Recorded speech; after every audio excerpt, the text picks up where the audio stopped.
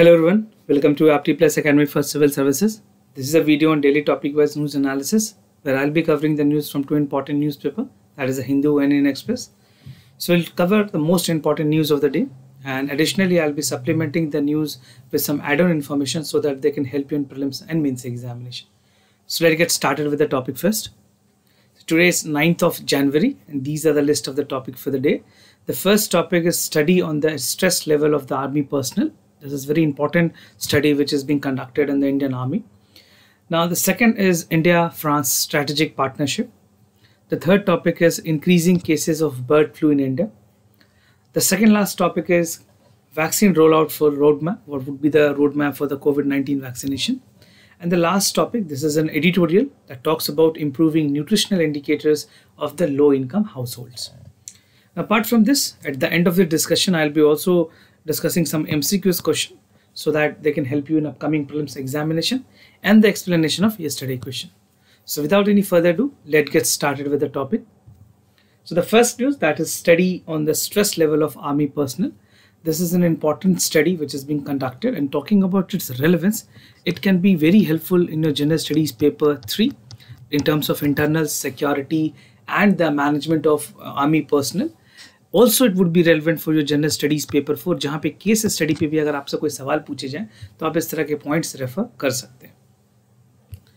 Now according to the latest finding of the study which was being conducted by the United Service Institution of India, एक service think tank है ये जो कि soldiers के बारे में बताती है किस तरह से जो इनकी स्टडी की गई उसमें ये पता चला है कि more soldier loss their life in non combat situations.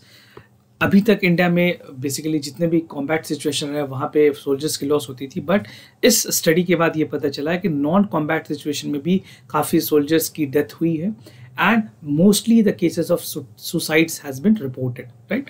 So ये organization के बारे में आप जरूर जान लें, United Service Institution of India, also known as USI. Now talking about the findings, क्या क्या ऐसे important findings इस USI ने दिए हैं. So इनके मुताबिक more than half of the Indian Army personnel seems to be under severe stress. Half of the army personnel का मतलब है जितने भी टॉप लेवल मैनेजमेंट के जो ऑफिसर्स हैं या जो जूनियर लेवल के ऑफिसर्स या फिर अदर लेवल्स के जो ऑफिसर्स हैं उनमें सीवियर स्ट्रेस लेवल बरकरार रहती है during the entire course of service. And prolonged exposures to Indian Army personnel to counter insurgency and counter terrorism, जो CI और CT की जो ट्रेनिंग होती है उसकी जो इन्वायरमेंट है उसको लेकर के बहुत ज़्यादा स्ट्रेस लेवल बरकरार रहता है. So these factor has led to increase in the stress level in the army personnel. Now the third finding है that is significant increase in the stress level amongst the Indian army personnel during the approximately last 2 decades, और ये due to operational and non operational stresses भी रहे. ज़रूरी नहीं है कि सिर्फ एग्जैक्ट अगर कोई ऑपरेशंस हो रहे उस समय ही फंक्शंस हो, ये बाकी ट्रेनिंग के दौरान भी या फिर ओवरऑल जो स्ट्रेस का माहौल है वो बरकरार रहता है. Now, army personnel are losing their more personnel every year due to suicides, frantics, unwanted incidents in response to the enemy and terrorist activities. So, suicides के कारण भी बहुत ज़्यादा रहे हैं, and these are some of the reason which has led the Indian Army and the army personnel number that to be increasing side. Now, officers among the higher risk ऐसे बताए गए हैं इस स्टडी के मुताबिक कि जो ऑफिसर्स हैं कंपैरेटिवली जो जूनियर लेवल के ऑफिसर्स हैं उनसे सीनियर लेवल ऑफिसर्स ज़्यादा स्ट्रेस में रहते हैं, और कंपेयर किया जाएगा जूनियर कमिश्नराइज्ड ऑफिसर जिसको JCO भी कहते हैं या फिर अदर रैंक के जो ऑफिसर्स होते हैं नोन एज OR, उनसे ज़्यादा जो रिस्क ग्रुप है या फिर जो स्ट्रेस के ग्रुप है वो ऑफिसर्स लोगों की होती है. Now the study have also observed that the overall job satisfaction and pride of the uniform have remained high in JCOs and OR. तो जो जॉइंट जूनियर कमीशन ऑफिसर्स हैं जो या फिर जो अदर रैंक ऑफिसर्स हैं उनकी डेडिकेशन जॉब्स के प्रति सेटिस्फैक्शन जो है वो बहुत हद तक ज़्यादा है compare to the any other levels. Now talking about the management measures, क्या क्या ऐसे मैनेजमेंट मेजर्स हैं, तो स्टडी ने हाईलाइट किया कि बहुत सारे जो मैनेजमेंट मेजर्स थे खास करके आर्मी और डिफेंस मिनिस्ट्री ने जो अपने पुराने पिछले 15 साल में लिए हैं, that was not able to achieve the desirable results. तो जो रिजल्ट्स आने चाहिए जो भी मैनेजमेंट मेजर्स लिए गए थे मिनिस्ट्री ऑफ डिफेंस की तरफ से, because talking about the paramilitary these are directly under the ministry of defence. तो जो यूनिट्स और सब यूनिट्स है, they are under the stress and likely to witness the increase number of incidents and interdiscipline unsatisfaction in the state of training, inadequate maintenance of equipments and low motivation, right? तो जो management sir measures लिए गए हैं ministry of defence के द्वारा इन चीज़ों पे address करने के लिए, ये बहुत हद काम नहीं किए, ये नेगेटिव फॉर्मेट में ही रहे हैं, right? So if you are writing in mains examination you definitely need to quote this कि जिन जिन इंटरडिसिप्लिनरी या फिर अनसेटिस्फैक्टरी ट्रेनिंग पे जो काम की गई या फिर इनएडिक्वेट मेंटेनेंस रहा, इनमें मोटिवेशन लेवल जो है वो बहुत कम रही. Now coming to the other topic, that is India-France strategic partnership. This news has been reported in Indian Express. Also, a small news was there in the Hindu itself, but I've taken from the Indian Express. Talking about this relevance, it would be important for your general studies paper 2, और ये आपके prelims examination के लिए भी काफी important है. So, Prime Minister has recently met the diplomatic advisor of French President. That is in New Delhi. They have met. और जो मीटिंग थी उसमें प्राइम मिनिस्टर ने एक्सप्रेस किया है सेटिस्फैक्शन कि दोनों कंट्री के बीच में जो की एस्पेक्ट्स है इंडिया फ्रांस स्ट्रैटेजिक पार्टनरशिप की, it is also known as IFSP. तो IFSP के जो भी इंपॉर्टेंट एस्पेक्ट्स है उनमें आगे किस तरह से और डेवलपमेंट की जाए, इसको लुक फॉरवर्ड करते हुए प्राइम मिनिस्टर ने सेटिस्फैक्शन जाहिर किया है. So what are the key elements of the India France strategic partnership? So these are the key factors. अगर कुछ key aspects की अगर बात करें, so the first is counter-terrorism. This is the first important aspect. Second is cyber security. Third is defense and strategic cooperation. Fourth, maritime and multilateral cooperation. और जो last है, that is cooperation on various regional and global issues. Right? So these are the important 5 key aspects of India-France strategic partnership. अगर आप mains examination में लिख रहे हैं तो make sure you right all this points because this would be very relevant. Now defence cooperation between India and France.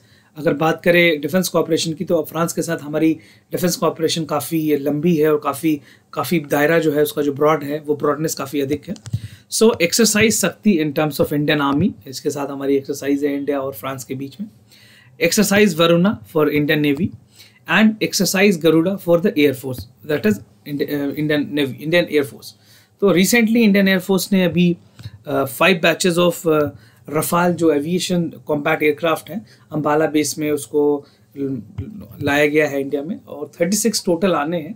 तो बहुत सारी चीज़ें अभी फ्रांस की तरफ से सपोर्ट मिलना है इंडिया को in terms of the defence cooperation. So France is again a very strategically important country for India in terms of augmenting its defense power.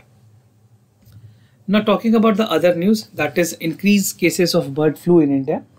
So the cases has been increasing और ये government ने काफ़ी इस पर directive भी दिए हैं state governments को कि आप प्रिकॉशनरी मेजर्स लेते रहें. So this would be relevant for your general studies paper 3 because any disease or the part of the diseases that is happening in everyday life contribute to your general studies paper 3. और जो blood flu के जो concepts हैं वो आपके general science के question prelims examination में भी काफ़ी रेलेवेंट होंगे. According to the latest statement from the Ministry of Fishery, Animal Husbandry and Dairy, जो बर्ड फ्लू के केसेस हैं that is also known as avian influenza. So ये हरियाणा और गुजरात में भी केसेस रिपोर्ट किए गए हैं. इससे पहले जो केसेस थे that were there in Kerala, Rajasthan, Madhya Pradesh and Haryana. And yesterday we also had a discussion कि किस तरह से जो यूनियन हेल्थ सेक्रेटरी हैं उन्होंने सारे चीफ मिनिस्टर को ये इंटीमेशंस दिया है, रिक्वेस्ट किया है कि वह प्रिकॉशनरी मेजर्स भी लेते रहें, इसको ध्यान में रखते हुए.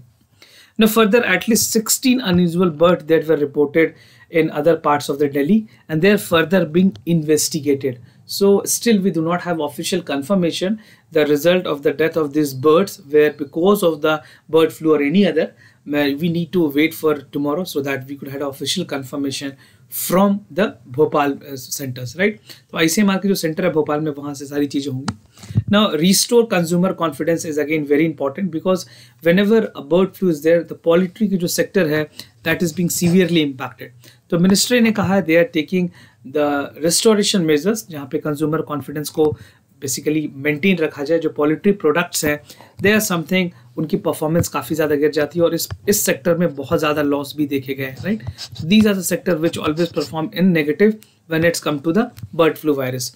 तो एग्स, चिकन, मीट्स लाइक उसकी जो एग्जिस्टिंग क्वांटिटी है या फिर जो रिक्वायरमेंट है वो काफ़ी ज़्यादा कम हो जाती है और इस सेक्टर को इसका काफ़ी ज़्यादा नुकसान उठाना पड़ता है। कोविड के बाद भी जिस तरह से लॉकडाउन रही पूरी कंट्री में, उसके बाद दूसरा ये ऐसा सेक्टर होगा जिसको इतना ज़्यादा खामियाजा उठाना पड़ सकता है। Now private sample across the states, अगर पॉजिटिव सैंपल्स की अगर बात करें, so avian influenza was first confirmed in the 2 farm poultry of Haryana, एक पंचकुला डिस्ट्रिक्ट है हरियाणा में, वहाँ पे where among the other were Gujarat in the Junagadh district, और positive sample were also being collected in the Crow in the 4 district of the Rajasthan. So ये जितने भी samples collect किए गए हैं इनको NIS जो NIHSAD है, National Institute of High Security of Animal Diseases, Bhopal में लोकेटेड है ये, वहाँ पे टेस्टिंग के लिए इनको भेजा जाएगा। This is an ICAR research institute. उसके बाद ये कंफर्मेशन मिलेगी कि जो दिल्ली में भी डेथ हुए हैं 16 बर्ड्स के, वो क्या कोविड बेसिकली वो बर्ड फ्लू से थे या फिर कोई दूसरे वायरस की वजह से उनकी डेथ हुई है। तो unaffected states have been requested to keep out of the immediately report of the unusual bird mortality so that the containment measures can be implemented quickly. So पूरे इंडिया में अलर्ट कर दिया गया है बर्ड फ्लू के, और अभी तक जो केसेस कंफर्म केसेस रिपोर्ट हुए हैं वो 6 इंडियन स्टेट्स में रिपोर्ट हुए हैं। Now, what are the symptoms of the bird flu? कुछ ऐसे symptoms भी होते हैं जिनसे आप भी measures कर सकते हैं कि whether it's a symptom of bird flu or not. तो it begins with 2 or 8 days and that can seem as a common flu.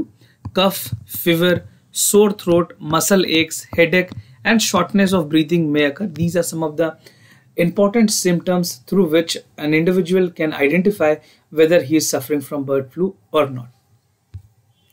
Now coming to the other news, this again has been reported in Indian Express.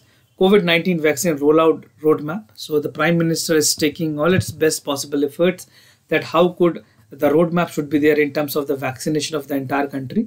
So this would be relevant for your general studies paper 2 and also very important for your essay paper, right? So in essay, this type of topic can be coming so that you can have an idea. Now coming to the news, that is Prime Minister is scheduled to discuss the COVID-19 vaccine rollout with all chief ministers. That is being scheduled for January 11, 2021. Now क्या क्या चीज़ें approve हुई हैं India में? India के अभी status की अगर बात करें तो जो कोवैक्सीन है, this has been developed by Bharat Biotech along with the Indian Council for Medical Research. इनके साथ ये वैक्सीन को फर्स्ट अप्रूवल मिल चुकी है। दूसरी जो वैक्सीन इंडिया में अप्रूव्ड हुई है for emergency uses, that is Covishield. This is a variant of Oxford AstraZeneca और ये AZ-1222 मैन्युफैक्चर लाइसेंस वैक्सीन है by the serum institute of India. तो दोनों वैक्सीन्स को रेगुलेटरी अप्रूवल मिल चुकी है इंडिया में and they would be used for emergency. उनकी अभी प्रेजेंट में जो रिस्ट्रिक्शन है that is only for the emergency uses, right. So recently they have been approved in 9 जनवरी को इसको अप्रूव किया गया था by the Indian authorities. Now central government की क्या प्लान है स्टेट गवर्नमेंट के साथ लेकर के? तो प्राइम मिनिस्टर ने एक वर्चुअल मीटिंग की with all the chief ministers and the meeting is expected to discuss the center plan with regards to the mass immunization program against the virus, and this would be the largest mass immunization program after independence that India could just make it happen. A national dry run जो है वो भी चल रही है India के काफ़ी अलग अलग स्टेट्स पे। सॉफ्टवेयर प्लेटफॉर्म पे भी टेस्टिफाई की जा रही है, आइडेंटिफाई की जा रही है किस तरह से वैक्सीन को रोल आउट किया जाएगा। तो this is a dummy procedure which is being conducted across the India.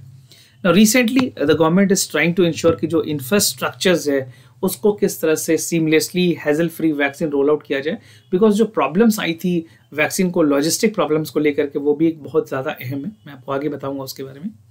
Now the communication was seen as a state government to the form of the block of the task force which can be the backbone of the vaccine administration। बात करें अगर hierarchy की, so we need to also figure it out कि किस तरह से जो block level है, जो पंचायत लेवल है, उन पे भी काम किया जाए, क्योंकि we cannot only cover the urban area, we have to see the rural India, और सारी चीज़ों को पैरेलली लेके चलना बहुत ही इंपॉर्टेंट होगा because the entire India need to be vaccinated thoroughly simultaneously, right? Now coming to the 3 important stages जो सबसे ज़्यादा है, सबसे पहली है कम्युनिकेशन प्लानिंग, किस तरह से जो सेंटर है और जो स्टेट गवर्नमेंट है उनके बीच में प्रॉपर कम्युनिकेशन प्लान हो। The second would be the cold chain storage facility, because as we know कि कई ऐसे जो वैक्सीन हैं जिनको -70 डिग्री सेल्सियस तक की टेम्परेचर चाहिए होती है, बट बहुत सारे ऐसे वैक्सीन जो इंडिया में डेवलप्ड हो रहे हैं उनकी टेम्परेचर रिक्वायरमेंट -5 से लेकर के -25 डिग्री सेल्सियस तक ही है, राइट। तो कोल्ड चेन फैसिलिटी को मेंटेन करना और जो वैक्सीन की जो लॉजिस्टिक प्लानिंग है that is again very significant. तो ये 3 चीज़ों पे काम करना बहुत ही ज़्यादा इंपॉर्टेंट होगा। Then only we could make sure that the vaccination process would go seamlessly thoroughly in the entire India. Now coming to the way forward, क्या वे फॉरवर्ड हो सकती है इसके लिए? तो government need to state the terms of reference, जो TOR कहते हैं, उस पर ब्लॉक लेवल पे काम की जाए। उसकी जो फंक्शनिंग है वो ब्लॉक लेवल तक, एक जो प्रोसीजर्स हैं TOR जो है उसको मेंटेन रखा जाए। And this is a clear signal that COVID-19 immunisation programme will distinctly different from the universal immunisation programme. जो UIP की प्रोग्राम है उससे ये काफ़ी डिफरेंट होगी। और जो पॉलिटिकल लीडर्स है या फिर जो लोकल इन्फ्लुएंसर लीडर्स हैं उनको ज़रूरत है कि वो इम्प्लीमेंटेशन में गवर्नमेंट का साथ दें, चाहे वो अपोजिशन पार्टी के हो चाहे वो रूलिंग पार्टी को। It is very important for the humanity that they should support this initiative so that at the earliest many of the people could come with the vaccinations, right? Now coming to the last news, this is an editorial reported again in the Indian Express. This talks about improving the nutritional indicators of the low income household. So this can be significantly contributing, General Studies paper 1, General Studies paper 2, and also you can use the fodder point for your essay paper. Now the recently released first phase of NFHS, that is National Family Health Survey की first phase की data आ चुकी है और उस data को देखते हुए बहुत सारा कंसर्न लगाया गया है कि जिस तरह से जो न्यूट्रिशनल कंडीशन है वो डेटोरेट हो रही है बच्चों में, एनीमिया के इंडिकेटर्स है वो बढ़े हैं और इनका जो सबसे ज़्यादा खामियाजा जिनको उठाना पड़ा है that are childrens, right. So more deterioration has been seen in the nutritional condition. और COVID-19 के बाद ये फियर है कि नेशनल फैमिली हेल्थ सर्वे की जो अभी जो रिपोर्ट आई है वो बहुत सारे इंपॉर्टेंट कंसर्न्स को रेज करती है regarding the loss of livelihood, reduced food consumption among the poor and disruption of government nutritional programme. Because entire अगर आप देख लो तो ऑलमोस्ट 1 ईयर इज ऑन और COVID-19 की वैक्सीन भी अभी रोल आउट हो रही हैं। Still we do not know कि पूरे इंडिया को कब तक वैक्सीनेशन होगा। In it is my personal opinion, I expect that it will take none less than 1 year to make India entirely vaccinated, right. तो उस चीज़ को ध्यान में रखते हुए क्या जो न्यूट्रिशनल डिफिशियंसी देखी गई है बच्चों में उसके लिए गवर्नमेंट क्या काम करेगी? Because vaccine roll out is again the prime focus of the government. तो डेविएशन ज़रूरी है ताकि जो नेशनल फैमिली हेल्थ सर्वे के जो इंपॉर्टेंट कंसर्न्स लगाए गए हैं उसके लिए पॉलिसी भी बनानी जानी चाहिए सरकार की तरफ से। ना fortified foods for the children बताई गई है कि अगर फोर्टिफाइड फूड्स को इंक्लूड किया जाए, जो डाइटरी डिफिशियंसी है बच्चों में उसको अगर हमें पूरा करना है तो फोर्टिफाइड फूड एक बहुत अच्छी ऑप्शन हो सकती है। पर इसकी जो मार्केट है वो काफ़ी एक्सपेंसिव है इंडिया में, राइट। और जो एक एवरेज कॉस्ट है जो बिलो पॉवर्टी लाइन के लोग जो अफोर्ड कर सकते हैं दैट इज ₹5। तो कुछ ऐसी चीज़ें बननी चाहिए अफोर्डेबल एज ग्रुप के लिए, लो इनकम एज ग्रुप के लिए, कि वो फोर्टिफाइड फूड्स के थ्रू अपने न्यूट्रिशनल रिक्वायरमेंट को भी पूरी कर सकें। Now it is perfectly possible to produce the nutritional fortified. Expert का ऐसा मानना है कि within the ₹5 many things can be sell out to the people. उसमें जो ingredient हो सकती है that is wheat, defeated soyas, green gram, ragi malt, ये सारी चीज़ों को अगर यूज़ किया जाए तो ₹5 में भी 380 कैलोरीज 25 ग्राम्स क्वांटिटी में बनाए जा सकते हैं। So these are the expert opinion. Now coming about the multi-sectoral nutrition pilot project in Karnataka, उसके एक एग्जाम्पल के तौर पे KPMG ने 2018 में एक एक्सपेरिमेंट स्टडी किया था जहाँ पे multi sectoral nutritional pilot project Karnataka में ऑलरेडी लगाए गए और उसमें ये देखा गया कि इसके काफ़ी फायदे हुए वहाँ के लोगों को, राइट।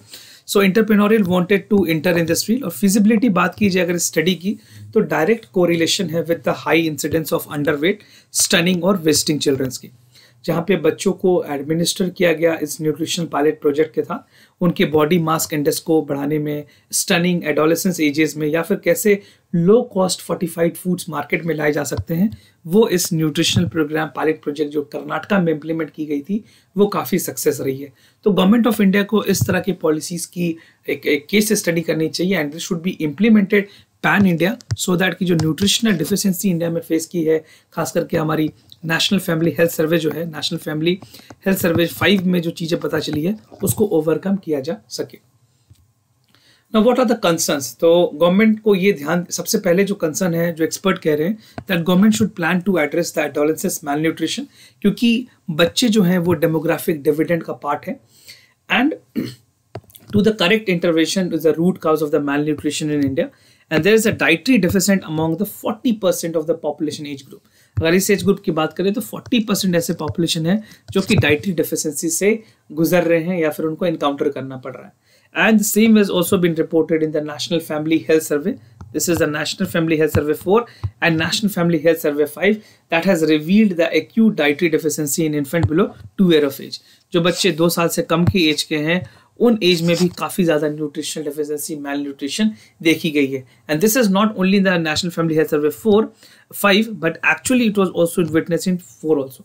तो जो 4 में ऑलरेडी इस तरह की चीज़ें थी तो 5 में इम्प्रूव होना चाहिए था, बट 5 में भी इम्प्रूव नहीं हुई. 5 में भी परफॉर्मेंस काफ़ी ज़्यादा खराब रही है. So government should be held accountable. जो बजटरी सेशन है उसमें इस चीज़ को डिस्कस करना काफ़ी ज़्यादा ज़रूरी है, या फिर इस बार जो बजट आ रही है गवर्नमेंट को इन सारी चीज़ों पर ध्यान देने की ज़रूरत पड़ेगी.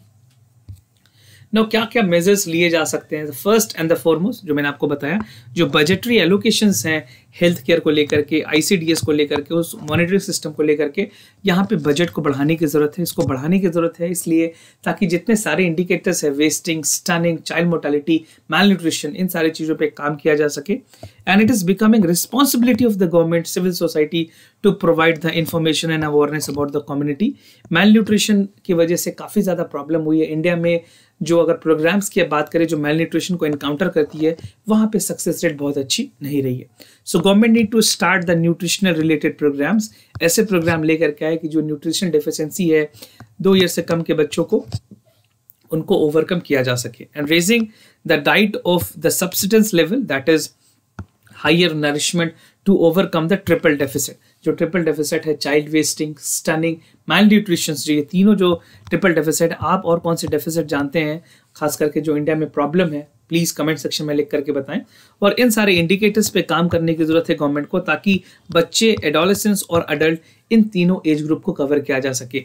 When you are talking about the child under the age of 2, we are also concern about the health of the mother, because she would be feeding the baby and her health is also equally important for country like India where we have a lot of malnourished child, right? So do share your comment, what are your views on the triple deficit. आप कैसे समझते हैं कि क्या government को policies बनानी चाहिए in the upcoming budget. Now coming to the answers of yesterday question. So for the first correct option, the correct जो पहला सवाल है उसके जो correct option है that is C. The statement 1 and 2 is correct that the commercial paper is a short capital requirement available at the lower at the bank rate. And the major benefit of the commercial paper that it does not need to be registered with the Security and Exchange Commission, right? And it matures at the age 270 days at very effective of finance. Now, second question is self-explanatory. I'm not giving the explanation, but the correct option here is C. Now, moving to the today's MCQs question of the day. The first question is from Polity. Consider the following statement. The president can resign from his office anytime by addressing the resignation letter to the chairman of the Rajya Sabha.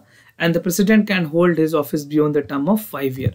So what you have to do, you have to just consider the statement. There are 2 statements about the president. So whatever you feel is the correct answer, just let me know in the comment section down below, right? Now coming to the second question, this is from geography with reference to cyclonic rainfall. Consider the following statement. It is common in equatorial region. The wind blows from all sides towards the center and low pressure. So if you have any additional information about cyclonic rainfall, you also can share that with us in the comment section, or either you can just write the correct option that is A, B, C, D in the comment section and participate in the question answer series. If you are new to our channel, do not forget to subscribe Apti Plus Academy for Civil Services on YouTube. And if you like this video, do not forget to give a thumbs up. If you have any other concern, do let us know. We'll be more than happy to assist you. For time being, I am signing off. Wish you all the best. Stay home, stay safe. Thank you so much.